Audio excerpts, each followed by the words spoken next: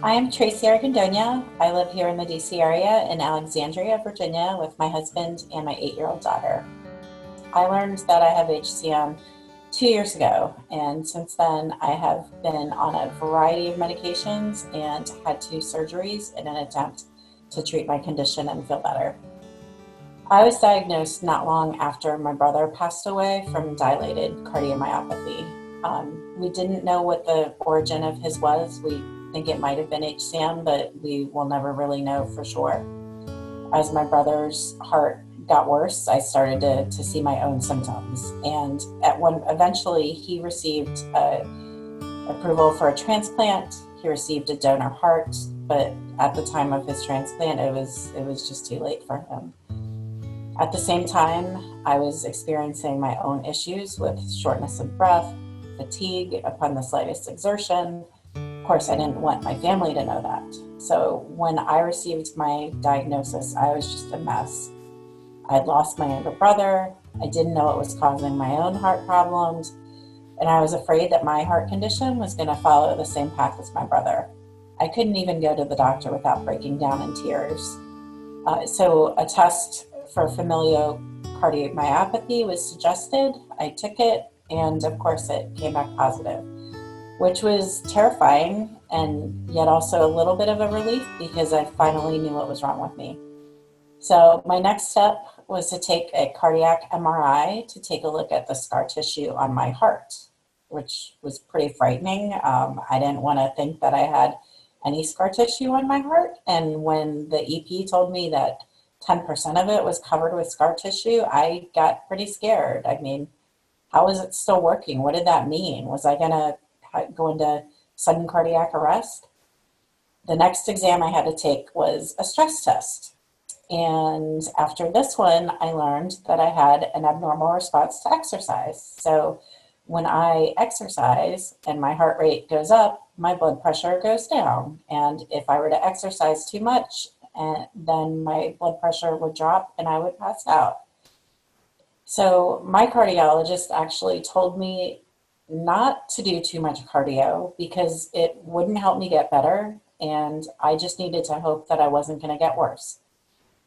So now my cardiologist and my EP were both telling me that they wanted me to get an ICD implanted. I was scared. I became very depressed. I was approaching the first holiday period without my brother.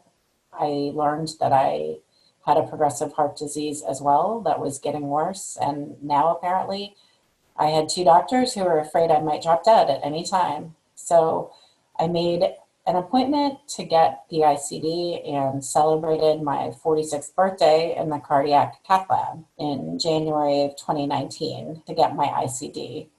I had been full of anxiety leading up to the surgery, but when it was done, I finally got a little bit of relief. At least I knew if something bad did happen, I'd be likely to survive it. But I wasn't ready to accept that it was never going to get better. So I did a lot of research. I found the HCMA and I referred myself to a center of excellence where I found a specialist in HCM and learned that there actually were options that could help improve my condition. So I started to have hope again. Over the next 8 months, I tried medications. We took me off the ones that I had been on, tried different doses of metoprolol. After several months, eventually added verapamil, but I was still fatigued all the time. I wasn't getting any better. The obstruction was getting worse, and I was more and more tired all the time. I had been sleeping most of the weekends.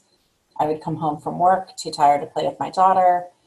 I was even avoiding going to concerts or sporting events just because I didn't think I could handle going up the stairs or standing for a long period of time. Eventually, I was diagnosed with anxiety and depression. After researching myectomy as a treatment, I finally decided that I was ready for surgery because I was just tired of living that way. So in January of 2020, I had my myectomy surgery. I spent about 5 or 6 days in the hospital after it. I don't really remember most of it. The first few weeks of recovery were very hard. I was in a lot of pain from the incision. I had even more pain from where the drainage tubes had been. I also ended up back in the hospital 2 weeks later with a very large and painful blood clot where the central line had been, and spent my second birthday in a row in a hospital room. But about 5 or 6 weeks after my surgery, I did really start to notice a difference. And I could see they were right. They'd gotten the obstruction and it was gone. I felt like a new person.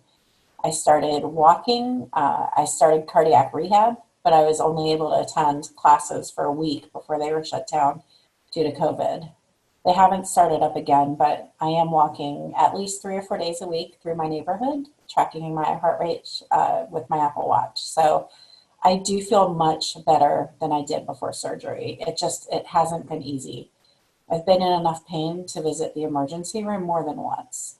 The blood clot in my jugular vein is slowly being dissolved, but it isn't gone yet, and I'm still on blood thinners.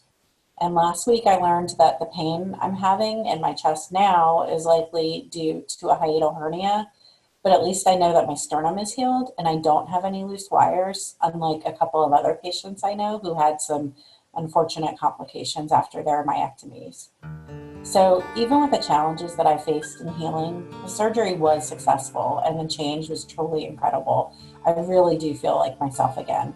I just wish there was a non surgical way to treat this condition because open heart surgery is so hard. There's so many more people out there like me who are postponing their treatment or choosing not to get treatment because they don't think they can handle the surgery. And I just wish we had options to treat us that were not as drastic as cutting you open and cutting a piece of your heart out. Thank you.